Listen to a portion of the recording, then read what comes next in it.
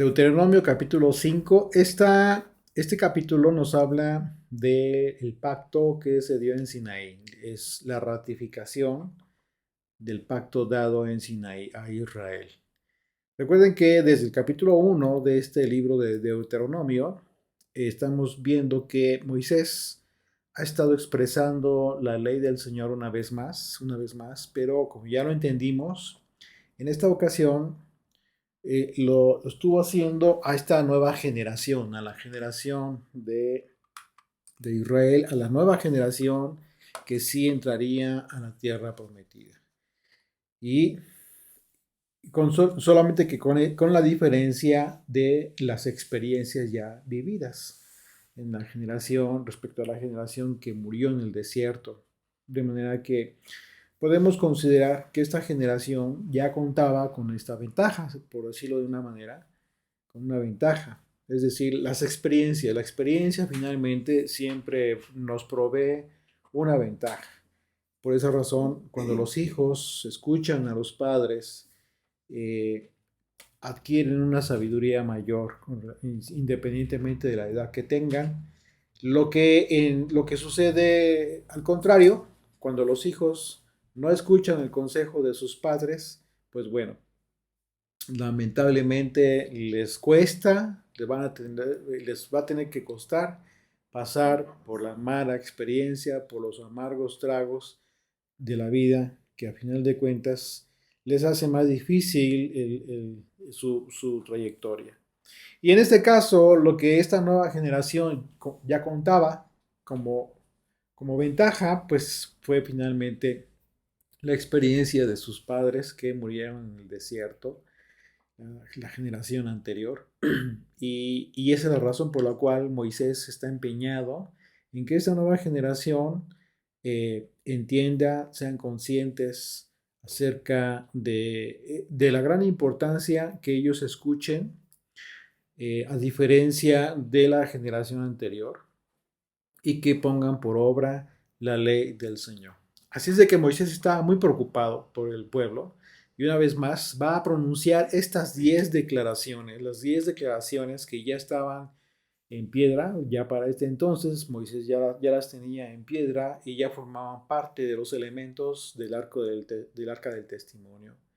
Los mandamientos con los que el Dios de Israel confirmó el pacto con la nación que el Señor escogió para que fuese su especial tesoro sobre todos los pueblos. Así es de que, bueno, acompáñenme por favor ahí en sus Biblias, en el capítulo 5 de Deuteronomio, desde el verso 1, dice, llamó Moisés a todo Israel y les dijo, oye Israel, los estatutos y decretos que yo pronuncio hoy en vuestros oídos, aprendedlos y guardadlos para ponerlos por obra. Qué importante es esto, porque justo lo que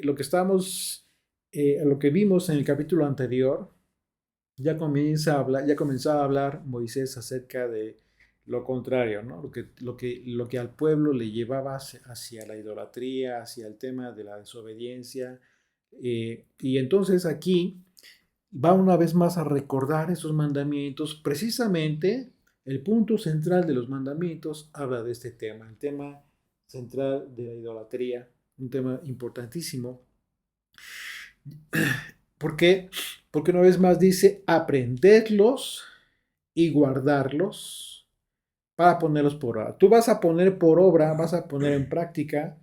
¿Qué significa esto? Que vas a comenzar a dar pasos en tu vida en base a lo que ya aprendiste. Lo aprendes, pero no lo aprendes y lo dejas en tu memoria. Lo guardas. Cuando dice guardarlo, la palabra está implicando en sí misma un atesoramiento que tú haces acerca de esto que estás recibiendo. Ya lo aprendiste, guárdalo como un tesoro para tu vida. ¿Por qué? Porque es una herramienta que te va a permitir eh, poder caminar con éxito hacia el propósito que tú tienes en esta vida. Entonces, en ese sentido, dice, ya los aprendiste, ya los tienes guardados en tu corazón y en tu mente. Bueno, el propósito es que los pongas por obra. Así es de que esta expresión que formula Moisés, pues bueno, es pues por decirlo de una forma, la base de una fe verdadera. Así de simple, la base de una fe verdadera y la base de todo el sentido de la vida. La palabra oye que está utilizando aquí Moisés en el hebreo es la palabra Shema, y tiene muchas implicaciones ya en la traducción que tú puedes ver en cualquier diccionario hebreo. Sin embargo, en este contexto en el que Moisés cita esta expresión, se traduce de manera que le da todo el sentido a lo que está hablando Moisés, porque se traduce como oír inteligentemente, como obediencia, discernir. Fíjate qué importante, cuando dice, oye Israel, te está diciendo Dios a través de Moisés, discierne. Discierne lo que vas a escuchar. Entiende, dice entender, una de las traducciones es entender. Así es de que cuando Moisés se refiere a los estatutos y decretos que pide al pueblo que oiga, en consecuencia dice aprenderlos y guardarlos para ponerlos por obra. Y en otras palabras, lo que está diciendo Moisés es lo que es que si el pueblo de Dios ya ha escuchado los mandamientos del Señor, pero no entiende el sentido y la forma en que debe cumplir esos mandamientos, todo lo que pretenda poner por obra simplemente no va a cumplir el requisito de haber oído la voluntad del Padre. Entonces no es tan fácil, ¿verdad? No es como que, sí, escucha y como cualquier cosa. Escucha inteligentemente, discierne. Y notemos que el mandamiento implica aprender los mandamientos, tenemos que aprenderlos. Así es de que en esta pequeña frase, Moisés está hablando de una labor que implica pues toda una vida y una forma de vida, con todas sus implicaciones, las cuales se traducen en renunciar, a muchas cosas que antes de conocer la ley eran parte de nuestra vida. Y eso es precisamente lo que a muchas personas les impide tomar el pacto con el Eterno. Porque quieren, se aferran a sus tradiciones, a sus religiones, a sus dioses, a sus creencias, a todo lo que implicó una vida completa y sigue y estás en ello. Renunciar a eso implica una obra sobrenatural. Hacer eso implica que tú ya lo estés anhelando, que realmente lo escuches y que cuando tuviste la oportunidad de escuchar el Evangelio, las palabras de Jesucristo, haber entendido la cruz, entonces quieres vivir conforme el Señor enseñó. Y esto que estamos leyendo en la Torá, aunque es el Antiguo Testamento, es justo lo que implica lo que hizo Yeshua. Es el compromiso, ese es el pacto.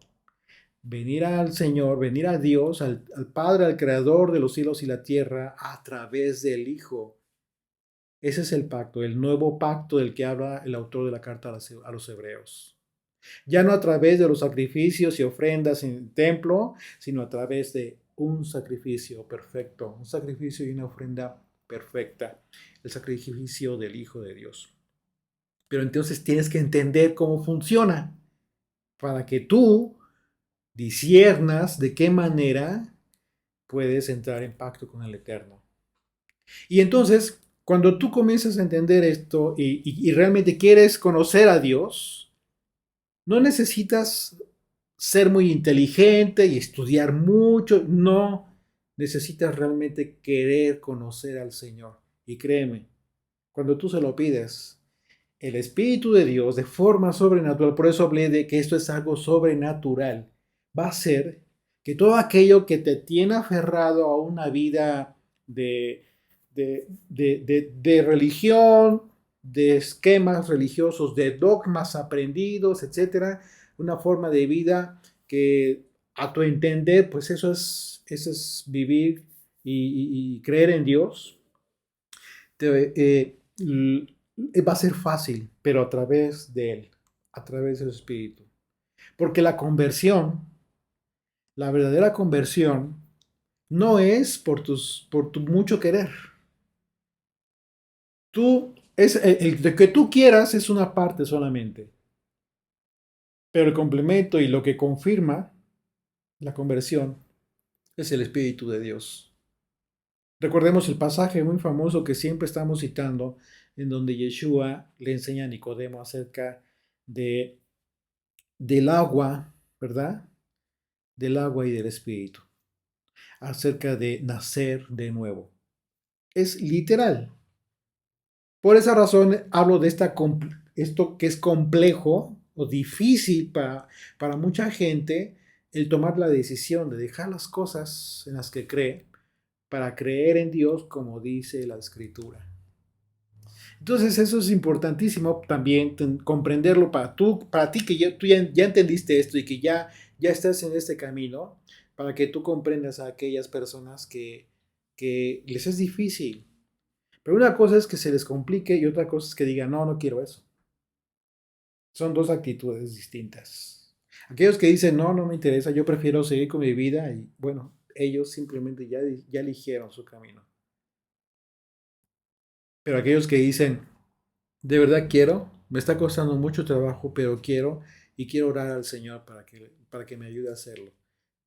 Esos son los que en la profecía se habla de aquellos que estando en la dispersión, donde el Señor los envió, cuando de todo su corazón y con toda su alma se arrepientan y quieren volver al Señor y oren al Señor, Él los escuchará. Y entonces a través de su Espíritu se va a cumplir el nuevo nacimiento del que habló Jesucristo. Así es de que sí, es una forma de vida, por supuesto, todo este tema de que hoy mucha gente, por supuesto, se encuentra involucrada. Y el punto central de eso es que la mayoría de nosotros no fuimos educados bajo estos mandamientos de Dios. La mayoría de nosotros crecimos con un desconocimiento de esta cultura, de esta fe. Lo que genera, pues por supuesto, un carácter determinado en las personas. Así es de que esto implica que la mayoría de personas que quieren conocer a Dios y volver a Él a través de la obediencia de su ley, la decisión de cambiar la vida en todos los sentidos, pues desde costumbres, tradiciones heredadas por nuestros padres hasta la perspectiva de una vida diferente, eso por supuesto que lo podemos lograr, lo puedes lograr, pero tienes que verdaderamente anhelar conocer al Señor. Por ello, aunque Moisés lo expresó en dos renglones, ¿sí? Para aquella generación fue un trabajo, eh, digamos, menos complicado para ellos. ¿Por qué? Pues por supuesto porque ellos ya traían una formación desde que salieron de Egipto. Estamos hablando de una generación después. Entonces, durante 40 años en el desierto, ellos ya estaban eleccionados en esos mandamientos, en una forma de vida, aunque tenían sus complicaciones, por supuesto, pero ya estaban en el camino. Pero para nosotros hoy en día, un verdadero amor a Dios y una verdadera gratitud, esto va a representar que nosotros queramos cambiar. Por esto, cuando Yeshua le preguntaron al Señor, le preguntaron acerca del gran mandamiento, en su respuesta una vez más, él dijo, oye Israel. Utilizó la misma palabra que está utilizando aquí Moisés, Shema, lo que implicó todo lo que estamos mencionando aquí. Dice Marcos capítulo 12, ahí a partir del verso 28. Marcos 12, 28, en adelante dice, acercándose uno de los escribas que los había oído disputar y sabía que les había respondido bien, le preguntó, ¿cuál es el primer mandamiento de todos? Yeshua le respondió, el primer mandamiento de todos es, oye, Israel. El Señor nuestro Dios, el Señor uno es. Lo que seguramente has escuchado muchas veces, Shema Israel, Adonai Eloheinu, Adonai Echad. ¿Por qué? Y dice, y amarás al Señor. Fíjate bien en esta expresión que hizo el Señor. Dice, y amarás al Señor tu Dios con todo tu corazón, con toda tu alma, con toda tu mente, con todas tus fuerzas. ¿Ya te diste cuenta de lo que implica el verdadero amor a Dios? Ese es el principal mandamiento. Así es de que Yeshua mismo dijo que el mayor mandamiento que implica hacer un pacto con Dios para vivir en consecuencia implica amar al Señor.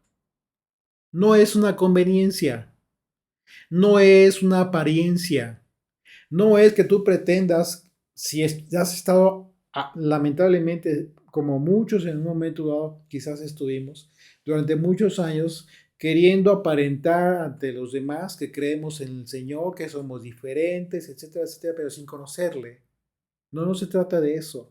Ya, pero ahora ya te enseñaron las raíces hebreas y entonces ahora ya de repente dices dos, tres palabritas en hebreo, ¿no? Y pues ya es mejor porque ahora de repente te metieron la mentira de que hay que restaurar el hebreo, ¿no? O la palabra, el idioma santo. Una sarta de mentiras absurdas que contradicen todo el propósito del plan de Dios que te puso en el lugar de la nación donde tú naciste, justo para que desde ahí, en tu idioma, en tu entendimiento, adores al Señor. Entonces esto pues, te rompe todo el esquema religioso, por supuesto, si ya venías con toda esa idea, cuando pones conciencia en estas palabras. ¿Por qué? Porque esto no tiene nada que ver con una apariencia, no te va a resultar. Shema Israel, escucha Israel, el Señor nuestro Dios, uno es, y de aquí parte el mandamiento, uno es, y amarás al Señor tu Dios con todo tu corazón, con toda tu alma, y con toda tu mente, y con todas tus fuerzas. Si tú te das cuenta, en la expresión que hizo Yeshua, él ligó la expresión, cuando dice uno es, ¿sí? Ejad. Y vamos a hacer un pequeño paréntesis que ya lo estudiamos, por supuesto, desde Génesis 1.1. La palabra ejad, que tiene que ver con unidad, no tiene que ver con uno de solo, sino con unidad. Porque hay una palabra distinta que implica uno, pero como único, y hay ocasiones en que por desconocimiento de esto, de repente las personas andan publicando ahí único y no es único porque tú estás traduciendo de forma equivocada. Si quieres traducirlo, tienes que traducirlo literalmente como unidad. Porque la palabra único es la palabra yahid, es una palabra distinta de hebrea. Es yahid, no es ejad. Entonces, Shema Israel, Adonai Eloheinu, Adonai Ejad, tiene que ver con unidad. Por esa razón, Bereshit bara Elohim. En el principio creó Dios. Y Dios, acuérdate, la palabra en hebreo es Elohim. Es una palabra plural que traducido literalmente lo entenderías como dioses. Pero está hablando de dos, el Padre y el Hijo. Eso ya lo entendimos. Si tú quieres darte una vuelta por ahí a Génesis 1.1, por ahí tenemos el estudio compartido para que entiendas un poquito mejor lo que está hablando Moisés y lo que está hablando aquí el Señor. ¿Por qué es importante esto? Que hago en paréntesis a propósito, porque justo va a hablar ahorita Moisés del tema de la idolatría. Nada más y nada menos, no es cosa menor. Así es de que por eso valga la pena el pequeño paréntesis. Así es de que Yeshua mismo dijo este mandamiento que implica hacer un pacto con Dios para vivir en consecuencia, ¿sí? Lo que implica amar al Señor con todo tu corazón, con toda tu alma, con toda tu mente y con todas tus fuerzas. Y esas cuatro actitudes involucran a todo tu ser, involucran todos tus sentidos vitales, literal, tu vida en sí. Por eso hablo de que cumplir este mandamiento en este sentido, pues ya no te resulta si te venías acostumbrado a tener una apariencia con los demás. ¿Por qué? Porque el teatro se te cae de inmediato en el momento que comienzas a vivir con tus hijos, con tu esposa en casa, y el testimonio que le das en casa a tus hijos, pues, lo único que le generas a ellos es una incredulidad total porque dices, pues, ¿qué fe me estás enseñando? ¿Qué es lo que quieres que yo aprenda? Si no eres como dices ser. Tú como padre puedes tener muchos errores y eso ya que hay que puntualizarlo, ¿eh? Porque en ocasiones los hijos se pueden confundir, se pueden equivocar y tienes que tener la autoridad y la sabiduría para ubicarlos. ¿Por qué? Porque el hecho de que tú como padre puedas tener muchos errores no significa que no cumplas estos mandamientos, que no cumplas la ley del Señor, que no ames verdaderamente al Señor con toda tu mente, con tus fuerzas, con todo tu corazón. Y que quieras enseñarle eso a tus hijos. Así es de que no permitas, si algún día te sucede, no permitas que algún día tus hijos te digan, yo no, yo no creo en lo que tú dices porque pues aquí me castigas o aquí me regañas por eso y por aquello de repente, no puede ser. Los hijos son ¿cómo se dice? ¿Eh? No. Mi propio hijo me está diciendo, pero no, eso sería muy cruel. No, no, no. Son en ocasiones manipulan. De repente quieren manipular las cosas y entonces tienes que tener mucha habilidad como padre para, a ver, enderezar las cosas. A ver, mijito, yo puedo tener muchos errores, pues soy tu padre y vas a hacer lo correcto, punto y se acabó. ¿Por qué? Porque yo soy la autoridad, tu autoridad en tu vida, punto, se acabó. Así es de que por supuesto que esto va madurando y conforme van creciendo los hijos entendieron esta relación, esta situación, entendieron que pues, no eres ningún perfecto como papá o como mamá, que puedes equivocar, pero que entendieron finalmente que a final de cuentas todo eso que hicieron lo hicieron por tu propio bien, por el propio bien de nuestros hijos. Entonces es muy importante ese tema. Pero bueno, hemos hablado también en relación a esto, en relación a la familia. Entonces, ¿por qué hablo de este tema? Porque venía diciendo el tema de una apariencia, ¿sí? De piedad, como dice la canción, pues no te resulta. Ya no te resultó cuando quieres cumplir este mandamiento. Por eso Moisés lo abarca en un pequeño, eh, una pequeña expresión. Y Yeshua también abarca todos tus sentidos. Y dice el verso 2, de ahí regresamos a Deuteronomio 5, verso 2. El Señor nuestro Dios hizo pacto, subraya ahí la palabra pacto, con nosotros en Horeb. No con nuestros padres hizo el Señor este pacto, sino con nosotros, todos los que estamos aquí hoy vivos, y Él se involucra. Si Él mismo, si Moisés mismo dijo, no con nuestros padres, sino con nosotros, entonces ya te está hablando, estás entendiendo a quién se está refiriendo. Moisés aclara que el pacto del que habló Dios no lo hizo con sus padres, es decir, esto significa que nunca antes el Señor había establecido un pacto con Israel de esta naturaleza. ¿Por qué lo claro de esta manera? Porque recuerden que Dios hizo pacto con los patriarcas, hizo varios pactos, o sea, de hecho, con Jacob, con Abraham. Entonces, recordemos que el Señor hizo pacto con Abraham, por ejemplo, y toda su descendencia. Por ello resulta interesante entender el contexto de lo que significa hacer pacto con el Creador. ¿Sí? Y algo que muchos en un momento dado hemos hecho ya, de algún tiempo, y quizás algunos muy recientemente. Sin embargo, veamos en qué contexto es que hoy en día las personas deben ser conscientes de lo que implica el pacto, lo cual por supuesto que se encuentra totalmente vinculado con lo que hablamos acerca de Shema Israel, discierne Israel, para amar al Señor con todo nuestro corazón, con toda nuestra alma, con toda nuestra mente y todas nuestras fuerzas. La palabra hebrea para pacto, vamos a poner atención, para discernir. Estamos discerniendo, estamos escuchando.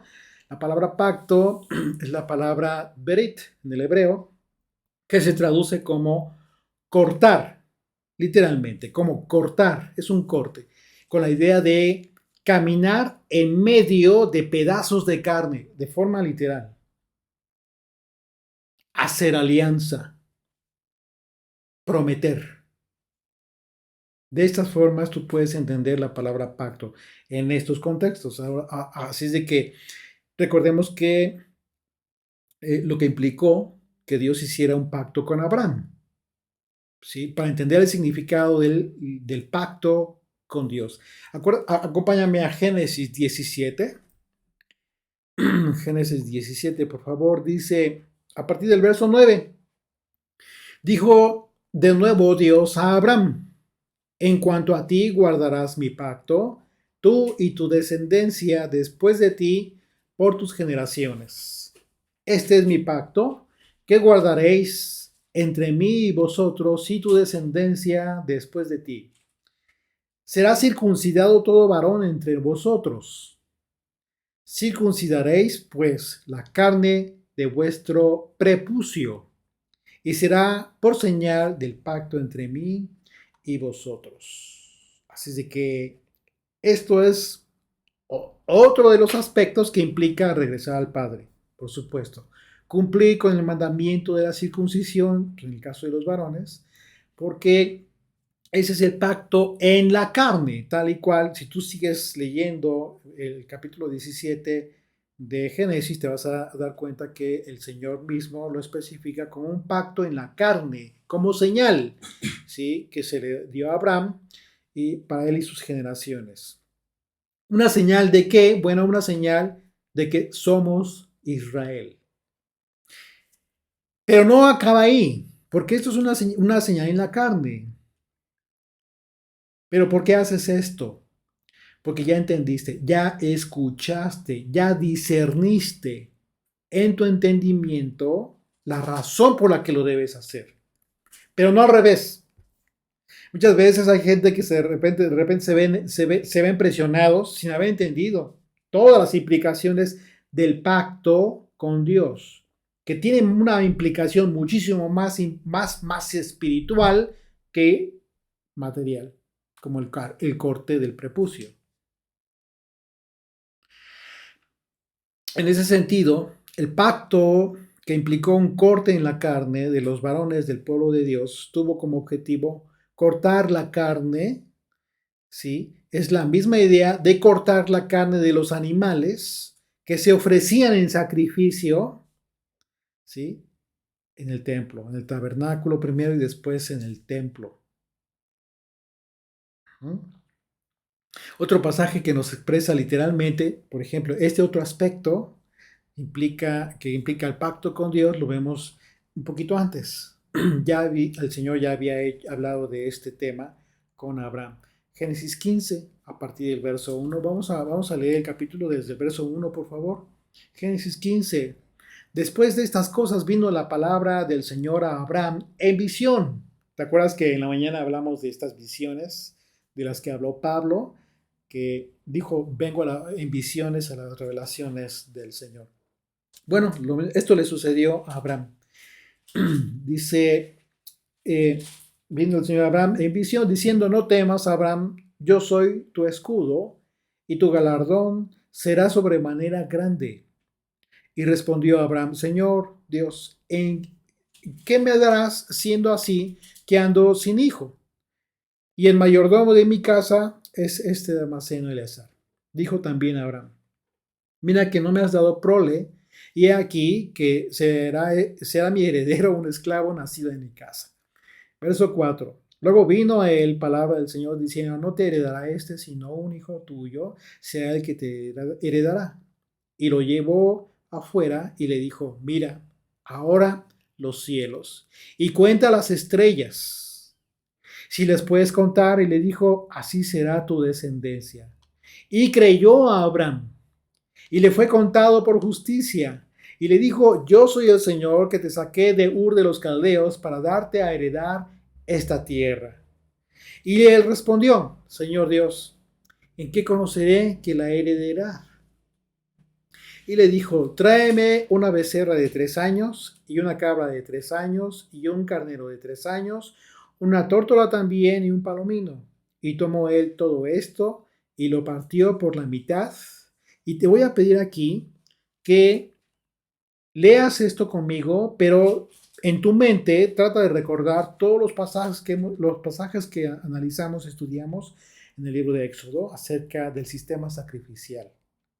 ¿Qué propósito tenían todos los sacrificios y las ofrendas al Señor? Así es de que para que tengas una perspectiva más interesante, más profunda, y podamos discernir un poquito mejor lo que el Señor le prometió a Abraham. Una vez más, el verso 9. Y le dijo: Tráeme una becerra de 3 años, una cabra de 3 años, y un carnero de 3 años, una tórtola también, y un palomino. Y tomó él todo esto y los partió por la mitad, y puso cada mitad una enfrente de la otra, mas no partió las aves. Y descendían aves de rapiña sobre los cuerpos muertos, y Abraham los ahuyentaba. Mas a la caída del sol sobrecogió el sueño a Abraham, y he aquí que el temor de una grande oscuridad cayó sobre él. Entonces el Señor dijo a Abraham: Ten por cierto que tu descendencia morará en tierra ajena, y será esclava allí, y será oprimida 400 años. Mas también a la nación a la cual servirán juzgaré yo, y después de esto saldrán con gran riqueza. Aquí está hablando del tiempo en que iban a estar, en que iban a regresar a descender a Egipto por todo este tiempo hasta que fueran liberados por Moisés precisamente. Dice el verso 14: Mas también a la nación a la cual servirán juzgaré yo, y después de esto saldrán con gran riqueza. Y tú vendrás a tus padres en paz, y serás sepultado en buena vejez, y a la cuarta generación volverán acá, porque aún no ha llegado a su colmo la oscuridad del amorreo hasta aquí. Y y sucedió que puesto el sol, fíjate lo que sucedió. Sucedió que puesto el sol y ya oscurecido, es decir, ya para empezar el día hebreo, al caer el sol, se veía un horno humeando y una antorcha de fuego que paseaba por entre los animales divididos, cortados. En aquel día hizo el Señor un pacto, un corte, dice, con Abraham, diciendo: A tu descendencia daré esta tierra, desde el río de Egipto hasta el río grande, el río Éufrates, la tierra de los ceneseos, de los ceneseos, de los admoneos, los eteos, los fereceos, los refaitas, los amorreos, los cananeos, los jereseos y los jebuseos. Todos estos gigantes que estaban ocupando la tierra de Canaán. Recuerden que hemos estado analizando cómo es que ya habían, para este entonces, Israel ya había derrotado dos reyes, los dos últimos reyes de aquella región, justo antes de entrar a Canaán. Y, y esta es la promesa que hace el Señor con Abraham, el pacto. Bueno, ¿qué significa esto? Bueno, esto significa que Moisés les está diciendo a esta generación, ¿sí?, de israelitas, que los padres tuvieron un pacto, pero los padres, hablando de los patriarcas, ya habían muerto. Además de que en aquel primer pacto fue Dios quien prometió por él mismo que daría esta tierra a Israel. Esto que sucedió, que acabamos de ver este pasaje, es un pacto que hizo Dios con Abraham, pero es como si Dios mismo jurara con Abraham. Le hizo esta promesa. Y aquí entra lo interesante, porque la palabra, como ya vimos, corte tiene que ver con, el pacto, perdón, tiene que ver con un corte, Brit Milá, lo que es la circuncisión en un sentido, y cuando analizamos este capítulo 17, también analizamos la palabra prepucio. En el hebreo es la palabra orla, que significa una barrera. Una barrera que te impide algo. Una barrera tiene una función. Es impedir el paso, impedir algo, algo que te estorba, etcétera. Algo que en un momento dado sobra, ¿no? No lo necesitas. En este caso, este corte que se tenía que llevar a cabo era una señal, pero tiene una implicación simbólica muy importante. ¿Por qué? Porque tiene que ver con un aspecto de la carne en sí. ¿Sí? Así es de que igualmente, si gustan ustedes por ahí darse una vuelta a Génesis 17, también lo tenemos por ahí publicado. Por ello entendemos cuando Moisés dijo lo siguiente con mucha más claridad. Ahí regresamos a Deuteronomio 5, verso 4. Cara a cara habló el Señor con vosotros en el monte de en medio del fuego. Yo estaba entonces entre el Señor y vosotros para declararos la palabra del Señor, porque vosotros tuvisteis temor del fuego y no subisteis al monte, dijo. Esta expresión cara a cara que está utilizando Moisés es la que implicó el hecho de la responsabilidad del pacto, que ahora recaía precisamente en esta generación. Y bajo todo este contexto del pacto de Dios, Moisés anuncia una vez más los 10 mandamientos, las 10 declaraciones que se dieron precisamente allá en el Sinaí. Así es de que imagínate ya con toda la experiencia que habían vivido ya, ¿sí? Esta generación, todo el antecedente que les repitió como un resumen de todos aquellos 40 años que vivieron en Israel. Entonces, en este momento, dice en el verso 6, dice Moisés, yo soy el Señor tu Dios que te saqué de la tierra de Egipto, de casa de servidumbre. Esta es una declaración contundente porque el Señor establece cuál es su posición frente a Israel. Y esto tiene una analogía con todos aquellos que estamos regresando al Padre a través del Hijo, ¿sí? Porque una vez que hemos comenzado a comprender el propósito de la cruz, así como de la muerte y la resurrección de Jesucristo, estamos comenzando a entender el sentido en que Dios habla cuando en la Escritura dice que nos sacó de servidumbre. ¿Sí? Porque de acuerdo a las palabras del apóstol Pedro, la esclavitud tiene que ver con pecado. Y así que una vez que conocimos que nos encontrábamos en esta condición de pecado, pues simplemente por haber vivido lejos, con desconocimiento de la ley del Señor, el Señor nos ofreció esta libertad a través de la comprensión que tenemos de la cruz. Y en consecuencia, pues nos damos cuenta de que un justo murió por nuestros pecados. Entonces, esa es la oportunidad que todos tenemos para salir de nuestro Egipto, ¿sí? De todo este cúmulo de forma de vida, tradiciones, de una forma de decir, creo en Dios, pero de una forma que no tiene nada que ver como lo dice la Escritura. Esa es la esclavitud a nivel personal. Y a nivel macro, como nación, ¿sí? En todas las naciones del mundo, pues todos y cada uno de nosotros estamos llevando a cabo este proceso de salir de la esclavitud y el vínculo, el único vínculo perfecto es Jesucristo, Yeshua. Y esto es lo que jamás debemos olvidar. El único camino de regreso al Padre es Yeshua, el Hijo. Dice el verso 7, no tendrás dioses ajenos delante de mí. Aquí empieza con una declaración contundente, un mandamiento rotundo. No tendrás dioses ajenos delante de mí. Y aquí, de repente, ¿qué es lo que sucede hoy en día? Penosamente la gente se lo pasa. Como, sí, ¿no? Yo no tengo dioses ajenos. Pero no están entendiendo la profundidad del mensaje que hoy en día implica, por supuesto, una atención mayor acerca de nuestra fe. No tendrás dioses ajenos delante de mí, literalmente delante de mi faz. Esta forma idiomática hebrea con frecuencia significa además de mí. Sí, sí, por supuesto que yo escucho las enseñanzas de Yeshua, claro que sí, es el Hijo de Dios, yo creo, pero también recibo enseñanza de otro tipo. Es lo que suelen decir todos aquellos que caen en el error de la vanidad, de querer conocer los secretos que Dios no quiso que conocieras tú y yo. Así es de que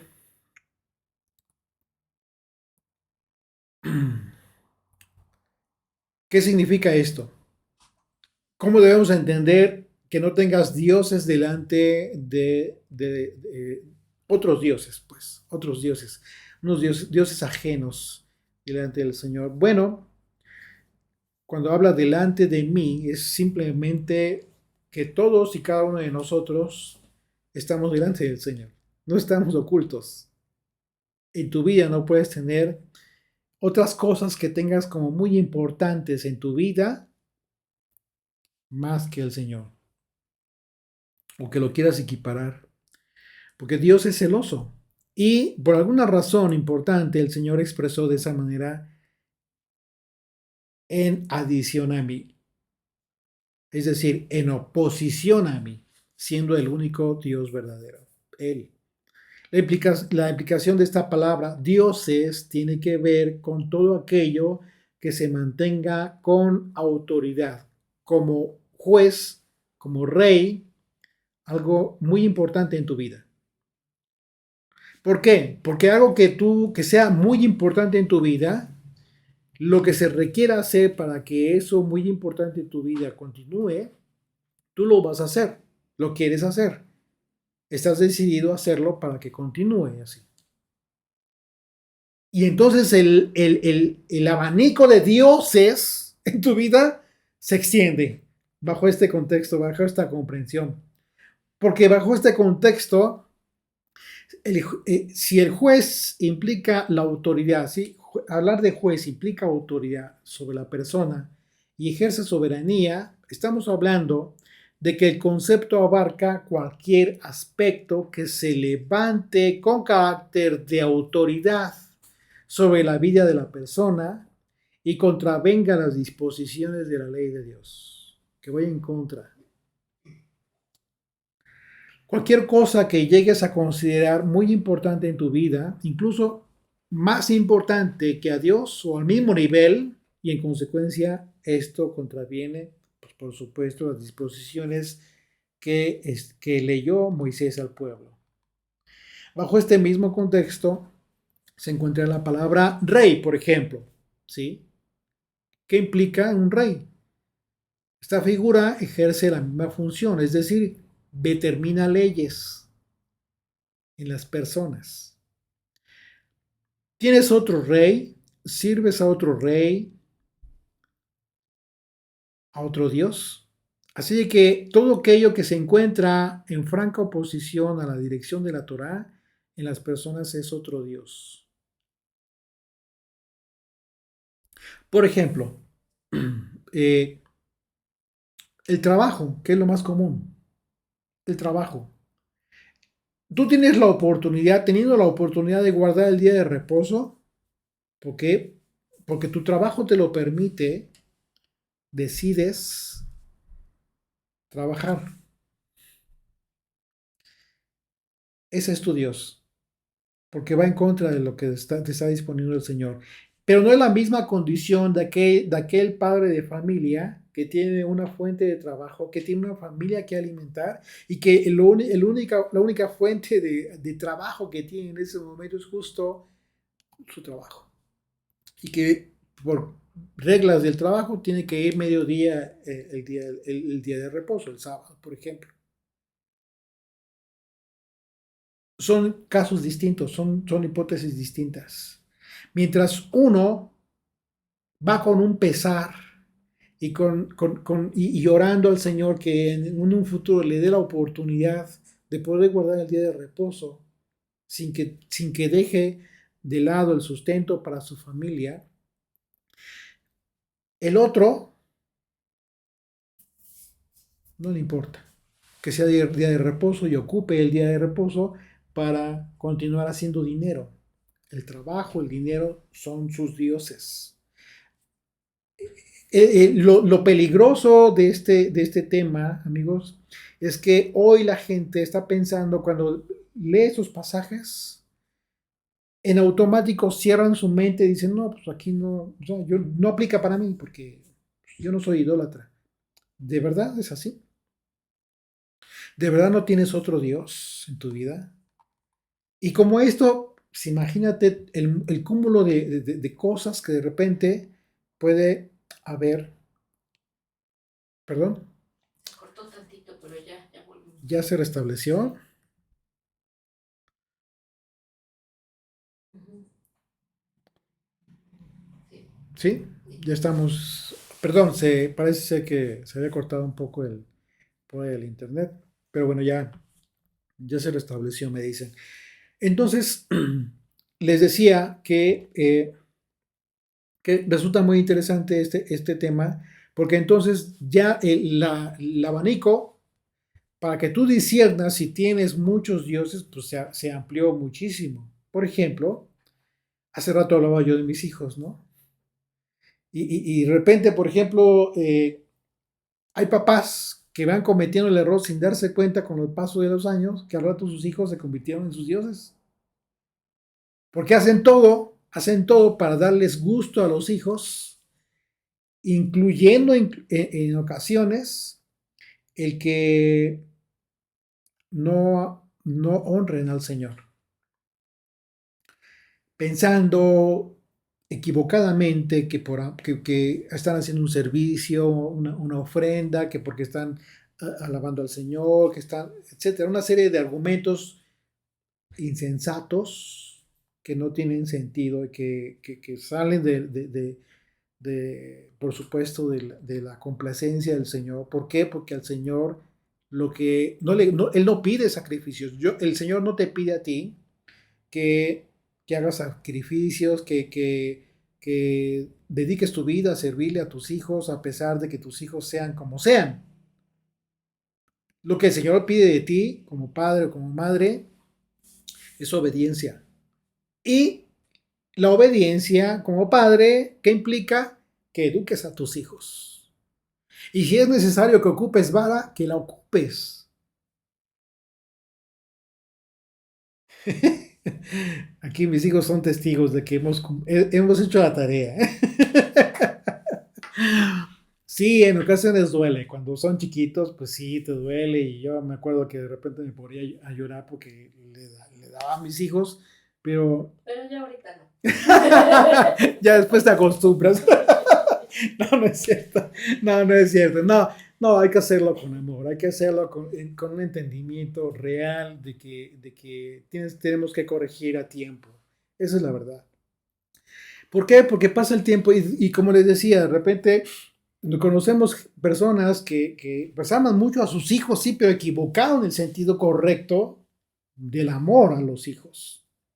Y de repente están haciendo cosas de forma equivocada. Y lejos de beneficiar a los hijos, créanme, con el tiempo se van a dar cuenta, pero lamentablemente ya tarde que los perjudicaron, porque ese no es el camino. Y podemos seguir hablando toda la tarde y toda la noche de tantas y tantas cosas en donde se te abrió todo el abanico de posibles dioses que ya tienes. Y por eso dice el Señor, nada más importante vas a tener delante de mí. ni tu esposa, ni tus hijos, ni tu trabajo, ni etcétera, etcétera. Yeshua lo dijo de otra forma, cuando dijo, quien pone antes que a mí, padre, madre, hijos, hermanos, etcétera, etcétera, no es digno de mí. Lo que dijo Jesucristo es esto, precisamente, no tengas dioses ajenos delante de mí. Así es de que avanza en tu discernimiento, Shema Israel, escucha con entendimiento y no te quedes con la idea de dioses como imágenes, porque todo el tiempo se enfoca y le echa la culpa a la Iglesia Católica. No. Antes que naciera la Iglesia Católica en el siglo XIV, desde mucho antes, desde el tiempo del profeta Ezequiel, en eso estaba Judá. Lo vimos el estudio pasado. Así es de que es muy importante que nosotros consideremos que cada cosa que nosotros veamos en la escritura no lo pasemos como que, no, esto no aplica para mí. Por supuesto que puede aplicar para ti. Ten la seguridad que va a aplicar. Dice Mateo 7, verso 8, porque dejando el mandamiento de Dios os aferráis a la tradición de los hombres, los lavamientos de los jarros, de los vasos de beber, y hacéis otras muchas cosas semejantes. ¿Qué está diciendo Yeshua aquí? Hablaba de mandamientos. Hablaba de una forma de hacer las cosas que no le agradaban al Señor.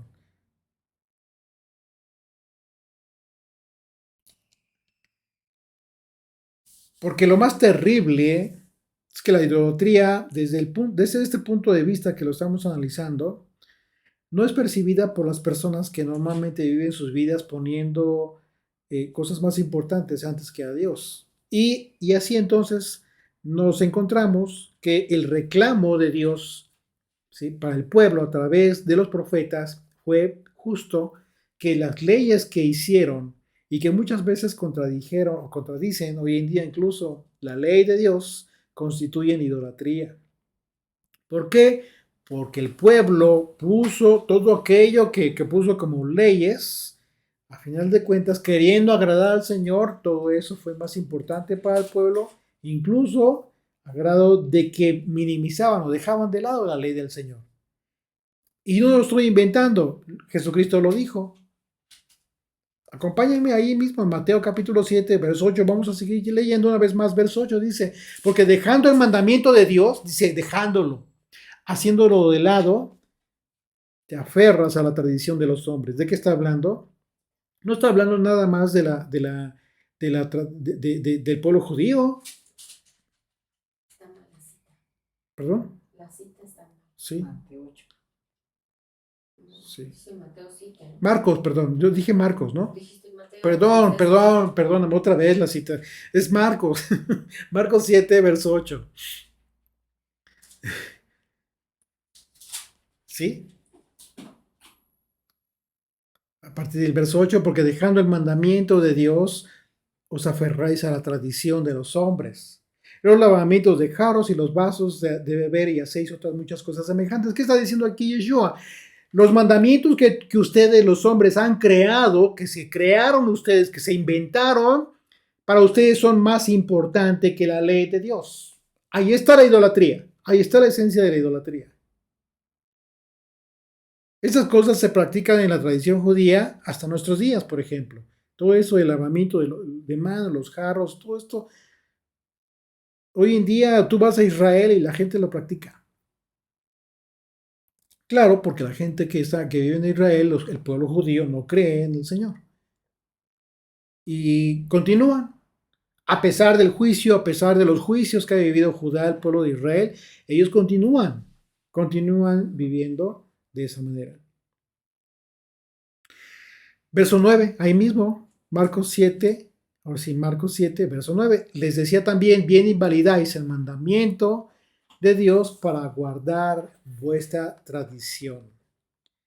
Está claramente poniendo el tema de la idolatría a ese nivel, a un nivel que hoy en día incluso a ti te han compartido cómo debes guardar tu fe. Un error terrible. Les garantizo que ni siquiera el pueblo sin que se dan cuenta, en aquel entonces, en el tiempo de Yeshua, se dan cuenta muchos de estos hombres, incluso hoy en día, que guardan esta tradición tan celosamente, se dan cuenta de esto, que realmente están dejando de lado la ley del Señor.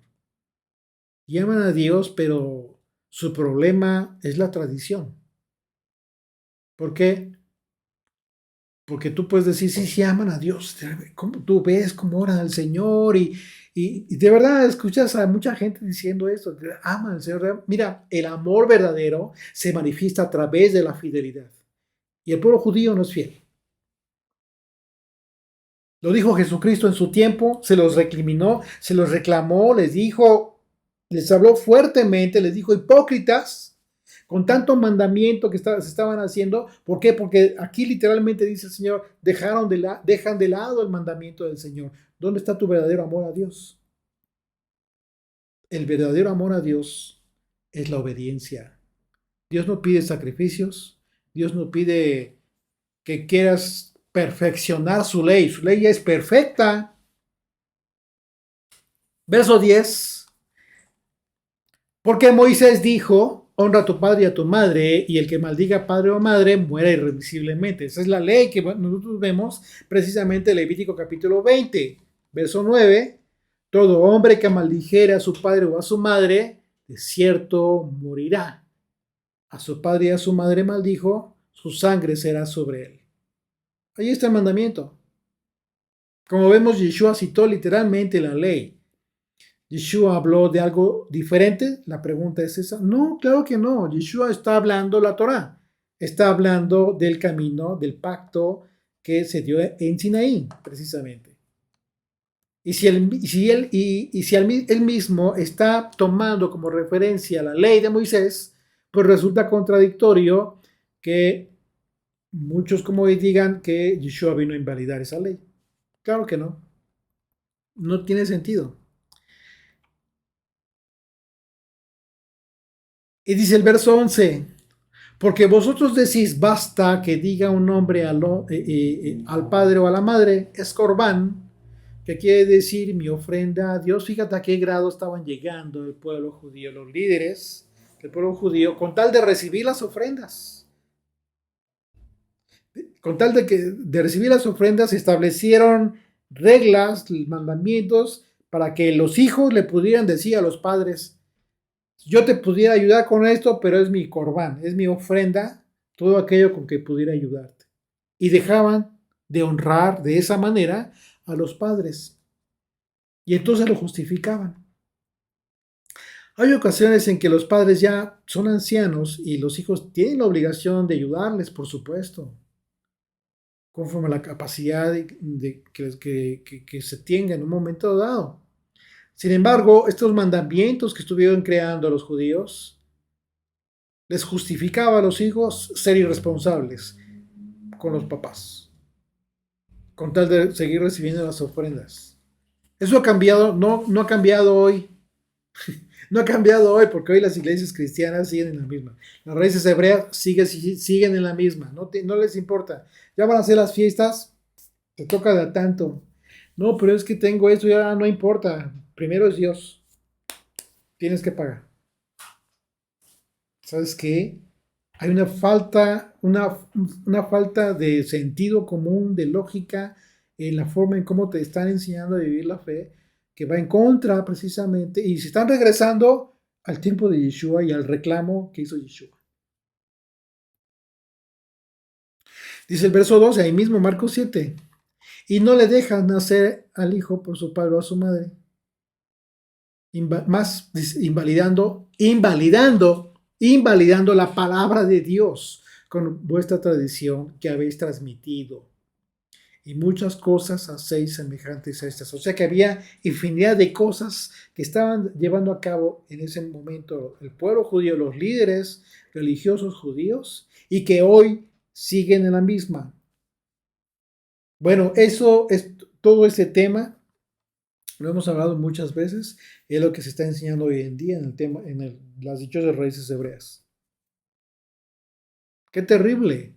Yeshua les dijo a los líderes y a todo aquel que hoy hace como ellos, que de acuerdo al contexto escritural de lo que significa tener a Dios, el Todopoderoso, les dijo que ellos han puesto por encima de Dios a su propia idolatría. La idolatría que tiene que ver con sus propias tradiciones. Terrible, ¿no? Hablando en el contexto de otras religiones, como la católica, por ejemplo, ¿sí? O la cristiana protestante. Los dogmas religiosos que han sido impuestos a los creyentes representan el mismo principio erróneo que les remite a la idolatría. ¿Qué es un dogma? ¿Cuál es la definición que te da el diccionario de un dogma? Bueno, muy simple. Un dogma es un principio que se enseña y que se tiene por cierto y que no admite réplica en contra. Ese es el concepto de un dogma. Así es de que cuando te enseñan un dogma religioso, no importa la religión, ya sea la católica, ya sea la protestante, la iglesia cristiana protestante, en todas sus denominaciones, los dogmas religiosos judíos, que pues, por supuesto son muchísimo más todavía, en fin, cualquier religión que se te ocurra, siendo dogmas, son reglas, mandamientos creados por el hombre que a final de cuentas pretenden sustituir el mandamiento, la esencia del mandamiento que Dios ha dado en su ley, en su palabra. Y enseguida vemos la consecuencia de la corrupción de esta fe verdadera. No harás para ti escultura ni imagen. Regresamos a Deuteronomio 5, verso 8, perdóname. Deuteronomio 5, verso 8, ¿sí?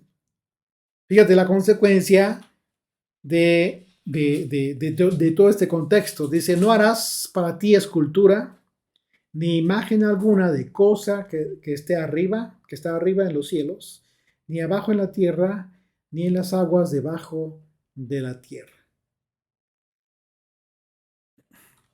Aquí ya se va al tema de la escultura. ¿Por qué? Porque normalmente, digo, en la antigüedad, siempre la idea de Dios o de dioses siempre se expresó a través de las imágenes, imágenes que debían ser adoradas. En Egipto, además de las imágenes creadas como dioses de las deidades más importantes, al mismo faraón, es decir, ya a un hombre, se le adoraba como si fuera un dios. La palabra imagen en el griego es la palabra pestel, que significa una figura tallada, ya sea de piedra o de madera, lo que implica que la imagen tiene que ver con algo que el hombre crea, el hombre se crea. Isaías capítulo 44, acompáñame a Isaías, por favor, capítulo 44. Isaías no le habló a la iglesia católica. Isaías le habló al pueblo de Israel. Para que entendamos por qué razón el Señor les estaba hablando. Porque ya desde entonces estaba este problema de la idolatría muy, muy fuerte que les causó precisamente la dispersión a las tribus del norte. Dice desde el verso 9, los formadores de imágenes de talla, todos ellos son vanidad. Y lo más precioso de ellos para nada es útil. Y ellos mismos son testigos para su confusión, de que los ídolos no ven ni entienden. ¿Quién formó un dios o quién fundió una imagen que para nada es de provecho? Pregunta. He aquí que todos los suyos serán avergonzados, porque los artífices mismos son hombres. Imagínate a un hombre creando dioses. Es absurdo. Todos ellos se juntarán, se presentarán, se asombrarán y serán avergonzados a una.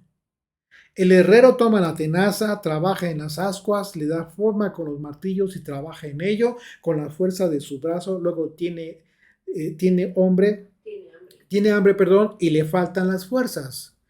No bebe agua y se desmaya.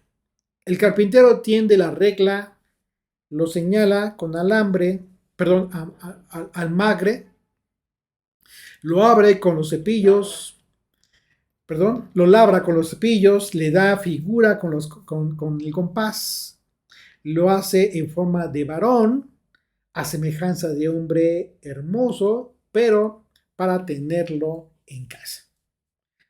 O sea, está describiendo literalmente a las figuras de imágenes, a los dioses, ¿sí?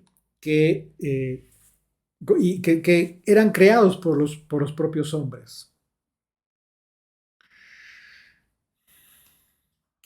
Verso 14 dice, corta cedros, semejanza de hombre hermoso para tenerlo en casa. Dice, corta cedros y toma ciprés y encina, que crece entre los árboles del bosque, planta pino, que se críe con la lluvia. De él se sirve luego el hombre para quemar, y toma de ellos para calentarse, enciende también el horno y cuece panes. Hace además un dios y lo adora. Fabrica un ídolo y se arrodilla delante de él. Parte del leño quema en el fuego, con parte de él come carne, prepara un asado y se sacia. Después se calienta y dice, oh, me he calentado, he visto el fuego. Y hace del sobrante un dios. Del sobrante, de lo que le sobró para la leña, hace un dios. ¿Te das cuenta a qué nivel está poniendo la fe de la gente que cree en esto aún todavía hoy en día? Es triste. De eso, verso 16. Parte del leño quema en el fuego, con parte del come carne, prepara un asado y se sacia, después se calienta y dice, oh, me he calentado, he visto el fuego. Y hace del sobrante un dios, un ídolo suyo. Se postra delante de él, lo adora y le ruega diciendo, líbrame, porque mi Dios eres tú. Verso 18. No saben ni entienden, porque cerrados están sus ojos para no ver y su corazón para no entender. Aquí ya no está hablando de los dioses, está hablando del hombre. No saben ni entienden. El hombre. Porque cerrados están sus ojos para no ver y su corazón para no entender.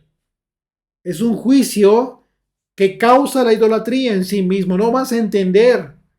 Así es que si tú estás empeñado en hablar con una persona que defiende su idolatría, te está diciendo el profeta, te está diciendo Dios a través del profeta, que lo que tú le muestres en la escritura no lo van a ver, no lo van a entender. Lo que tú hables, ellos no lo van a escuchar. Shema, discierne, no lo van a escuchar, no lo van a discernir. Y lo más triste porque dice, y su corazón para no entender. Cerrado está su corazón para no entender. Es un juicio. Dice el verso 19, no discurre para consigo. No tiene sentido ni entendimiento para decir, parte de esto quemé en el fuego. Y sobre sus brasas cocí pan, hace carne y la comí. ¿Haré del resto de él una abominación? ¿Me postraré delante de un tronco de árbol? De ceniza se alimenta, su corazón engañado le desvía.